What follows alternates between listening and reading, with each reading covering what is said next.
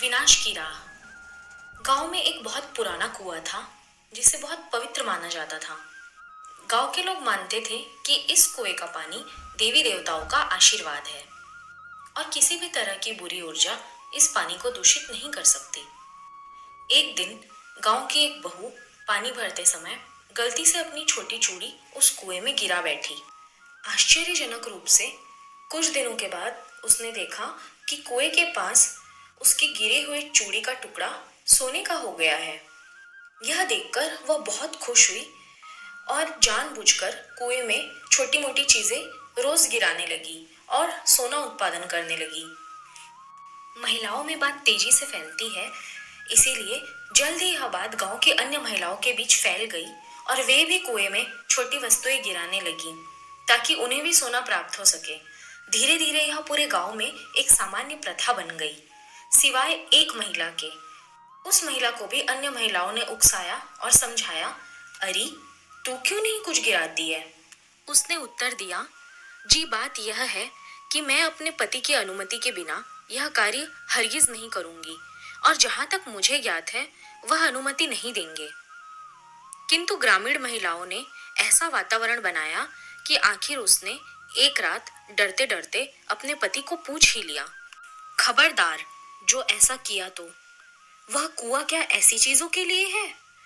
पति की गरजदार चेतावनी के बाद वह महिला चुप हो गई, लेकिन जब उसने देखा कि अन्य महिलाएं नए नए आभूषण पहन रही है तो वह खुद को और अधिक विवश महसूस करने लगी। खासकर उसके सोने गले को लक्ष्य कर अन्य स्त्रियां अपने नए नए कंठहार दिखाती तो वह अंतर्द्वंद में घुलने लगती। पति की व्यस्तता और स्त्रियों के उलाहने उसे धर्म संकट में डाल देते। यह शायद मेरा दुर्भाग्य है अथवा कोई पुनर्जन्म का पाप कि एक सती स्त्री होते हुए भी मुझे एक रत्ती सोने के लिए भी तरसना पड़ रहा है, या शायद यह मेरे पति का कोई गलत निर्णय है। ओह, इस धर्माचरण ने मुझे दिया ही क्या है? जिस नियम के पालन से दिल कष्ट पाता रहे उसका पालन क्यों करूं? और हुआ यह कि वह साध्वी स्त्री बीमार रहने लगी।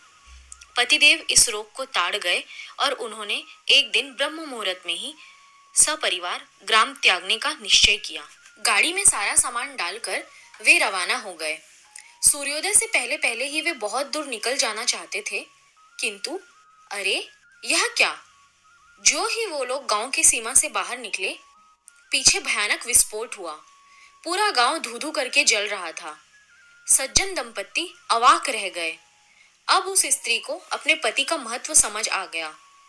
वास्तव में इतने दिन गांव बचा रहा तो केवल इस कारण कि उसका परिवार गांव की परिधि में था। धर्माचरण करते रहे, कुछ पाने के लालच में इंसान बहुत कुछ खो बैठता है, इसलिए लालच से बचे, भजन स्मरण करते रहे। तो दोस्तों, आज की कहानी यही पूरी होती है। वीडियो को लाइक, शेयर और कमेंट कीजिए और इसी तरह की और वीडियो के लिए चैनल को सब्सक्राइब करना ना भूलें।